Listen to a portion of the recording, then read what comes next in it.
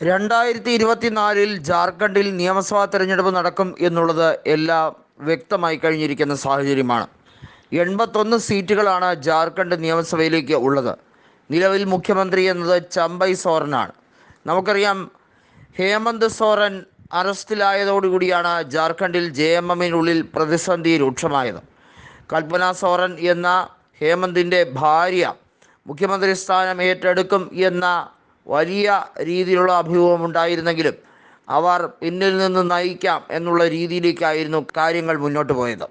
അങ്ങനെയാണ് ചമ്പൈ സോറനെ മുഖ്യമന്ത്രി സ്ഥാനത്തേക്ക് എത്തിച്ചതും JMMൻ്റെ പാർലമെൻ്ററി കാര്യ നേതാവാക്കിയതും. നിലവിൽ കോൺഗ്രസ് JMM സഖ്യമാണ് ജാർഖണ്ഡിൽ മുന്നോട്ട് നീങ്ങുന്നത്. നമുക്കറിയാം, ജാർഖണ്ഡിൽ JMMന് കാര്യമായ നേട്ടം ഉണ്ടാക്കാൻ ഈ ലോക്സഭാ തെരഞ്ഞെടുപ്പിൽ കഴിഞ്ഞില്ല എന്നുള്ളതാണ് BJP ഏറെ ആശ്വസിക്കുന്ന കാര്യം. എന്നാൽ 2024 നിയമസഭാ തെരഞ്ഞെടുപ്പ് വരുമ്പോൾ ആ കളി അങ്ങ് മാറും എന്നാണ് കൽപ്പന സോറൻ പറയുന്നത്.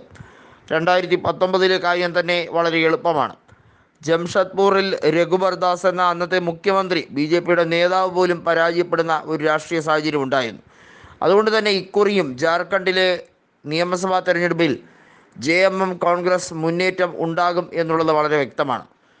അതിനോടൊപ്പം തന്നെ RJDയും മത്സരിക്കുന്നുണ്ട് സഖ്യത്തിൻ്റെ ഭാഗമായി എന്നുള്ളത് ഏറെ പ്രത്യേകത ഉള്ള ഒരു കാര്യം തന്നെയാണ്.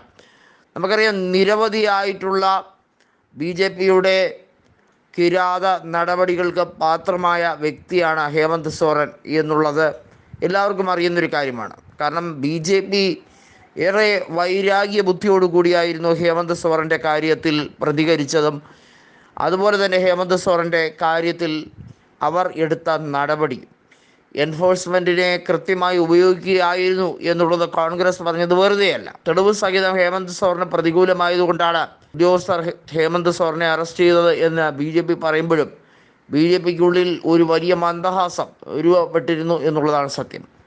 ജാർഖണ്ഡിലെ ജനങ്ങൾ കാര്യങ്ങൾ തീരുമാനിക്കുമെന്നും അഴിമതിക്കാർ യഥാർത്ഥത്തിൽ ആരൊക്കെയാണ് എന്നതും സ്വജനപക്ഷക്കാരും അഴിമതിക്കാരും എങ്ങനെയായിരിക്കും അറസ്റ്റിലാവുക എന്നുള്ളത് കാത്തിരുന്ന് കണ്ടോളൂ, ഞങ്ങളുടെ ഭരണം തുടർഭരണം തന്നെ ആയിരിക്കും എന്നുള്ള കാര്യം തന്നെയാണ് കൽപ്പന സോറൻ പറയുന്നത്. ഇതിനിടയിൽ BJP നേതൃത്വത്തിൽ പോലും വലിയ രീതിയിലുള്ള കല്ലുകടി ഉണ്ട്.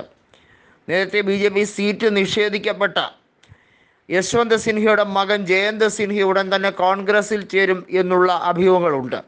ജയന്ത് സിൻഹയുടെ നടപടിയും കാത്ത ഇരിക്കുന്ന ഒരു രാഷ്ട്രീയ നീക്കം കൂടി ജാർഖണ്ഡിൽ ഉടലെടുത്ത് കഴിഞ്ഞിരിക്കുകയാണ്. ജയന്ത് സിൻഹ ഒരുപക്ഷെ കോൺഗ്രസിലേക്ക് ചേരുകയാണെങ്കിൽ BJPയിൽ വലിയ രീതിയിലുള്ള പ്രശ്നങ്ങൾ അപ്പോഴും രൂപപ്പെടും.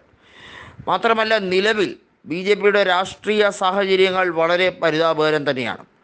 നിലവിൽ ലോക്സഭാ തെരഞ്ഞെടുപ്പിൽ BJPക്ക് മുന്നേറ്റമുണ്ടാക്കാൻ കഴിഞ്ഞെങ്കിൽ പോലും നിയമസഭയിൽ BJPക്ക് എടുത്തു കാണിക്കാൻ ഒരു നേതാവില്ല. അർജുൻ മുണ്ടയെ പോലുള്ള നേതാവിനെയൊന്നും BJPക്ക് ഇനി ഉയർത്തിക്കാട്ടാൻ കഴിയില്ലാത്ത ഒരു രാഷ്ട്രീയ സാഹചര്യമാണ്. അപ്പോൾ എങ്ങനെയായിരിക്കും എന്നുള്ളത് വലിയ ചോദ്യമാണ്. നിലവിൽ JMM നേതാവായി മുഖ്യമന്ത്രി സ്ഥാനാർത്ഥിയായി അവർ ഉയർത്തുന്നത് കൽപ്പന സോറനെ തന്നെയാണ്. കൽപ്പന സോറൻ ഇക്കുറി നിയോജക മണ്ഡലത്തിൽ ഒരിടത്ത് മത്സരിക്കും എന്നുള്ളത് ഏറെക്കുറെ ഉറപ്പിച്ചു കഴിഞ്ഞിരിക്കുകയാണ്. ഒരുപക്ഷെ ദുംകിയിലോ അല്ലെങ്കിൽ പരമ്പരാഗതമായ സിറ്റിംഗ് സീറ്റുകളിൽ ഏതെങ്കിലുമോ ഒന്ന് തിരഞ്ഞെടുക്കാനുള്ള രാഷ്ട്രീയ സാഹചര്യം വഴി തെളിഞ്ഞു കഴിഞ്ഞിരിക്കുന്നു.